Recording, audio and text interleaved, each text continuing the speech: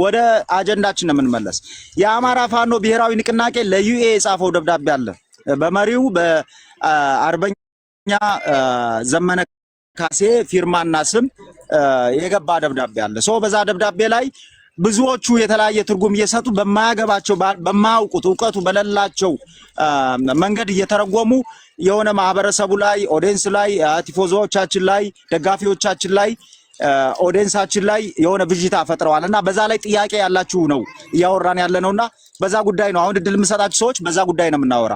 እህቶቻችን እኮ ራሱ በሽምግልና ያው ዲፕሎማሲ ነውና በሽምግልና ብናየው እንኳን በዳይና ተበዳይን አንተም ልክ ነህ ቆይ እስቲ ተብሎ የመሃል ነገር ነው የሚመጣው ያለ እንጂ አራሁንም ገለዋለሁ እየተባለ እርቅ የለም፣ ድርድር ንግግር የለም።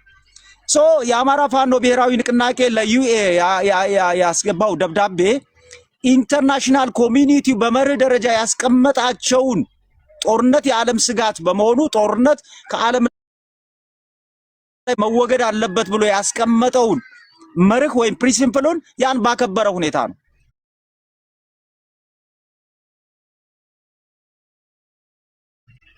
ባከበረ ዝርዝሮችን ከላይ ማየት ትችላለህ። እኔ በአማርኛ ተርጉሜ አዘጋጅቼዋለሁ በፒዲኤፍ ተርጉሜ ዛሬ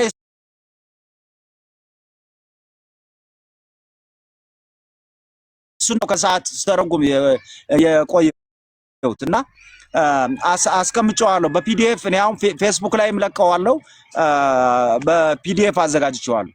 ምንም እንከን የሌለው እንዲያውም ጎደለ የምላቸው ታክቲኮች አሉ። እኔ በራሴ እንዲህ አይነት ታክቲክ ነው መጠቀም ያለብን። ሰላም ፈላጊዎች ነው። አዎ ጦርነት አንፈልግም። አዎ አንፈልግም። ወደ ጦርነት ያገባን በህልውናችን ላይ የመጣው ችግር ነው። የህልውናችን ችግሩ ምንጩ መንግስት ነው። በዚህ ኬዝ እነዚህን ኬዞች ያስተካክል። ትራንስሌሽን ጋቨርንመንት የሽግግር ስርዓት ዴሞክራሲያዊ የሽግግር ስርዓት ይኑር ይፈቀድ፣ በዚህ ጉዳይ ይሰራ ብለ ጥያቄ ማቅረብ ለአብይ አህመድ ሞት እኮ ነው። መቼም አይቀበለውም እኮ ላይክ መንግስቱ ኃይለማርያም የኤርትራና የትግራይ ታጋዮችን የመገንጠል ጥያቄ አልቀበልም እንዳለው ሁሉ አብይ አህመድ በዚህ ጉዳይ አይቀበልም። በቃ ያንን ተጠቅመው ነው እንግዲህ ከጠላት ፍላጎት በስተቃራኒ በኩል ያለውን ነገር ተጠቅመው ነው መንግስት ላይ ትልቅ የዲፕሎማሲ ኪሳራ ነው ያመጡበት። እዛ ስብሰባ ላይ አብይ አህመድ በአማራ ህዝብ ላይ የሚፈጽመው ግፍና በደል ቁልጭ አድርጎ ያሳየ፣ ለሰላም የማይታመን ለሰላም ያልተዘጋጀ ሰላምን የማይወድ የማይፈልግ ዓለም አቀፍ መርሁን የማያከብር የሰላም ጠንቅ የሆነ መንግስት እንደሆነ ነው ያስረዳ። ይሄ ያልተረዳቸው እንግሊዘኛ ቋንቋ ስለሆነ ብቻ ትርጉሙን አፋልሰው ይሄን ትንሽ የእውቀት ክፍተት ያለበትን ደጋፊያችን ኦዲየንሳችንን የተሳተ አቅጣጫ ለማስያዝ ነው። እኛ እያለን አችሉም ነው የኔ ጥያቄ። እኛ እያለን አችሉም። የአማራ ፋኖ ብሔራዊ ንቅናቄን እንዳይን ብሌናችን እንጠብቃለን። ለዛ ነው 24 ሰዓት ይኸው ሚዲያ ላይ የምታዩ። ትልቅ ይሄ ራስ ጦርነት ነው። ቴዲ እኔ አንድ ነገር እዚህ ላይ ይቅርታ ገባውና መጀመሪያም እኮ ህዝቡ የተነሳ ባህር ዳር ላይ ነው መሰለኝ። ከዚህ በኋላ ሰልፍ አንወጣም ሴፍ ነው ብሎ ይዞ የወጣ እኮ የሰላሙን ጉዳይ እኮ ጫካ የገባው አልፈልገው ብሎ የለም ጫካ የገባ ሲቀጥል በእነሱ እብሪት በወጠራቸው አንዳንድ የነሱ ከፍተኛ አመራሮች አይደለም ትጥቁን ቀበቶን አስፈተዋለሁ ብሎ ነው የመጣ። ፋኖም ትግሉን እያደረገው ያለ ሀገሩ ላይ ነው እንጂ ሰው ሀገር ላይ ሄዶ አይደለም። እና ይሄን ግምት የሚገባ ከዛ ውጭ የሰላም ጥያቄ በሚጠይቁ ሰዎች መካከል ለምሳሌ እንደነ ክርስቲያን ታደለ የአማራ ምሁራኖች የታሰሩ አሉ ብዙሃኖች። እነዚህ የሰላም ጥያቄ የጠየቁ ሰዎች ናቸው። እና ፍላጎቱ እና ደብዳቤውን እኔም ቲክቶክ ላይ ሲዘዋወር የተወሰነ አይቻለሁ። ቴዲ ግን ትክክለኛ ጥያቄና ትክክል መልእክት ነው ያስገቡት። በጣም ትክክል ነው ወንድም አለም። እንዲያውም በፖለቲካ እስረኞችን፣ ጋዜጠኞችን፣ የሰብአዊ መብት እነዛን ሁሉ ይጠቅሳል ሰነዱ። በቃ ለሰላም ዝግጁ አይደለም የኢትዮጵያ መንግስት እንጂ እኛ ለሰላም ዝግጁ ነን ብሎ ለኢንተርናሽናል ኮሚኒቲው ደብዳቤ መጻፍ አሸናፊነት እንጂ ተሸናፊነት አይደለም። በዚህ መንገድ ነው እንዲያውም ከዚህ ረቀቅ ባለ የዲፕሎማሲ ታክቲክና ስትራቴጂ ነው መጓዝ ያለበት ትግሉ። አመሰግናለሁ ወንድሜ። ባና አለህ? ባና ነው የሚል ቦና አለህ? ቦና ኦኬ። ቦና ከሌለህ አለህ? እሺ ብሩኪ አቤት። ብሩኪ ካለ ቴዲዬ አቤት እሺ ጥላውን ሐሳብ ካለ እስኪ ጨርስ ጥላውን ሐሳብ ካለ አንድ ጥያቄ ልጠይቅ። እዚህ ብዙሃኑ እናንተን ሁሉንም ያሳተፈ ለምሳሌ አንተ የሞላ ቤት የሚቸግር ኑሮ አልነበረም ስትወጣ ማለት ነው። የሰላም ጥያቄን ጠይቀ አንተና መሰሎችን ሁሉንም ነው በብዛት ማውቀው ነው ያለ ሁሉም የሰላም ጥያቄ ጠይቋል መለሰለት ሲል ይወጣ ነው። ጥያቄ የጥቅም ጉዳይ ለሚያስወጣችሁ እናንተን ሁሉንም የሚያስወጣው የሰላም ጥያቄ አልመለስ በማለቱ ነው። ስለዚህ ፋኖ የሰላምን ጥያቄ አይፈራም፣ ይደፍራል፣ ሰላምን ይፈልጋል። ወይ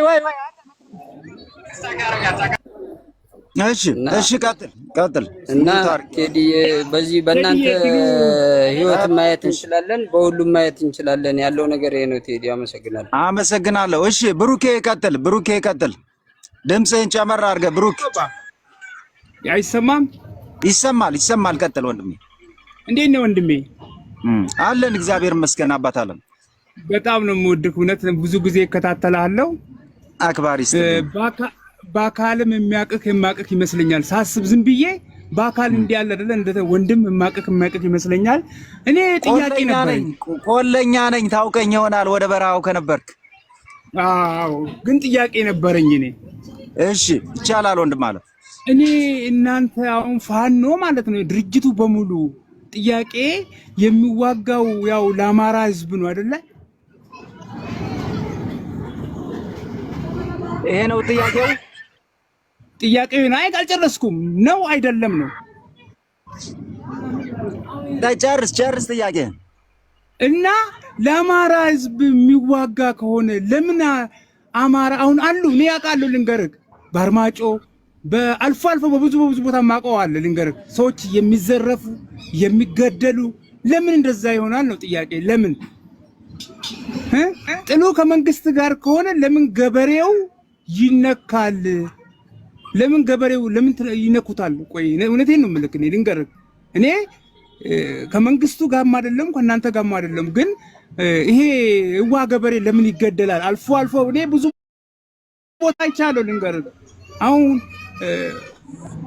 ምን ብዬ ብዙ ቦታ አውቃለሁ ሰዎች እንደሚገደሉ ምን እንደሚዘረፉ 50 ሺህ ብር ድረስ እኔ ከፍያለሁ በራሴ። እኔ 50 ሺህ ብር ሰው ልጅ ታግቶብኝ ከፍያለሁ ልንገርህ። ለምን እንደዛ ይሆናል ነው? አንተ ለምትዋደቅለት ህዝብ ስትዘርፈው ምን ሲቀማው ደስ አይልም? ለምን ይሄን ሐሳብ አንተ ምን ትለዋለህ? በምን እንዴት ትገድፈዋለህ? እኔ መልካም ሐሳብ ገብቶኛል።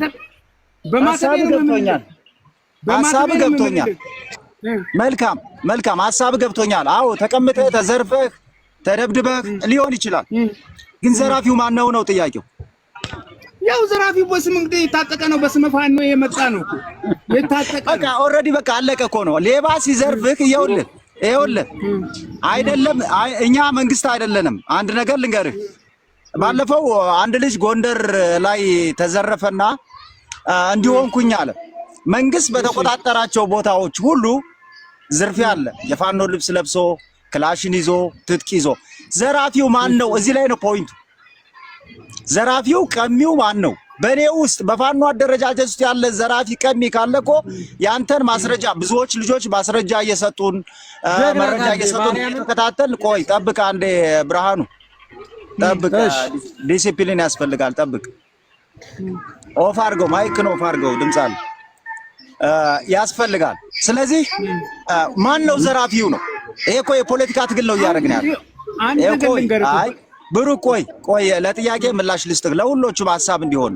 ይሄ ጥያቄ በደንብ ይነሳል። ይሄ ጥያቄ በደንብ የሚነሳው ፋኖን ሌባ ብሎ ወይም ደግሞ አሸባሪ ብሎ ወይም ደግሞ ከማህበረሰቡ ለመነጠል የሚደረጉ ናቸው።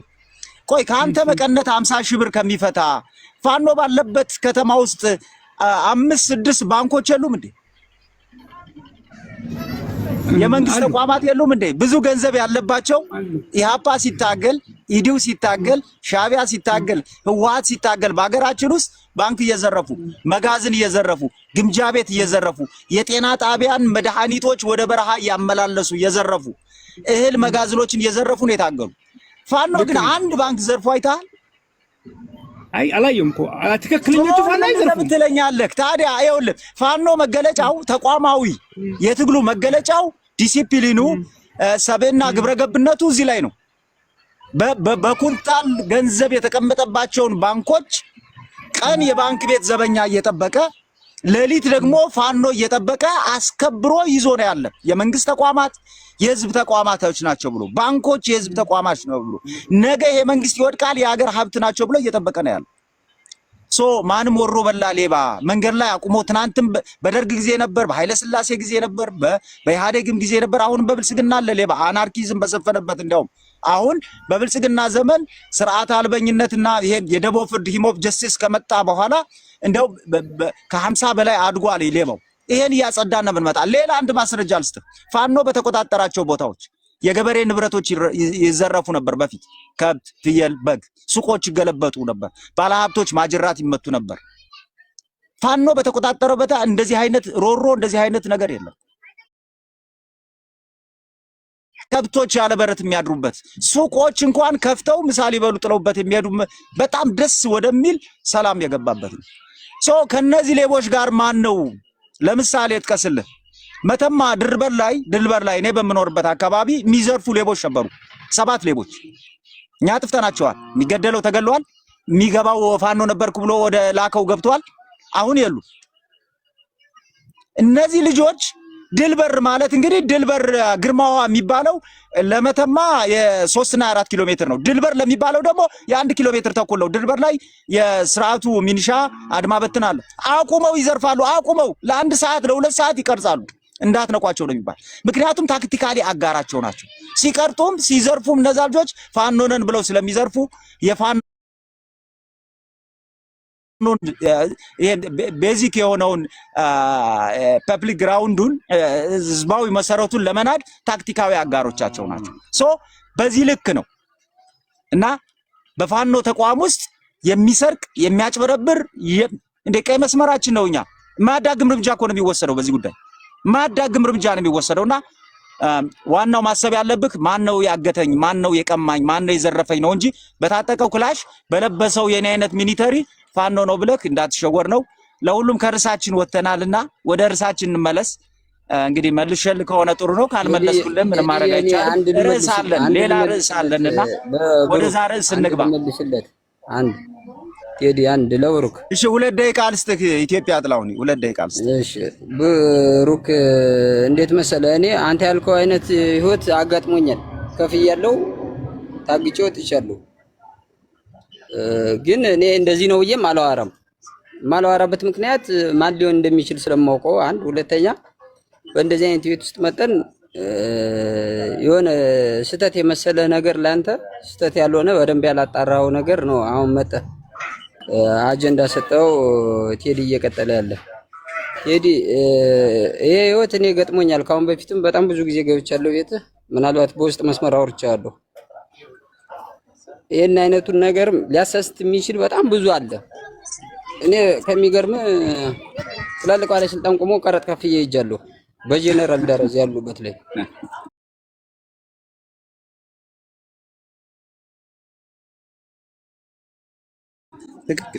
ነው አልችልም። ትክክል ነህ። ወደ አጀንዳችን እንመለስ። አሁን ከአጀንዳችን አስወጥቶ ልጁ አወርዷል፣ በራሱ ፍቃድ ወርዷል። ምክንያቱም የሆነ የፖለቲካ ቡኮ ወይ የሆነ ቡኮ ነገር ነው ፈልጎልኝ ነበርና አብቅቷል። ልጁ ወርዷል። ጥላው እሺ፣ ፋኖ አለህ?